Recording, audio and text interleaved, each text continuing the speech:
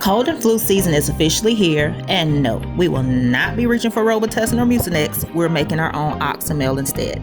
An oxymel is a traditional herbal preparation that is made using 50% vinegar and a 50% raw honey solution.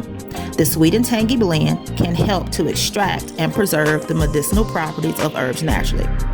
This season, we're making mullein and ginger oxymel to help with expelling mucus, soothing inflammation in the lungs and throat, and supporting the respiratory system during cold and flu season.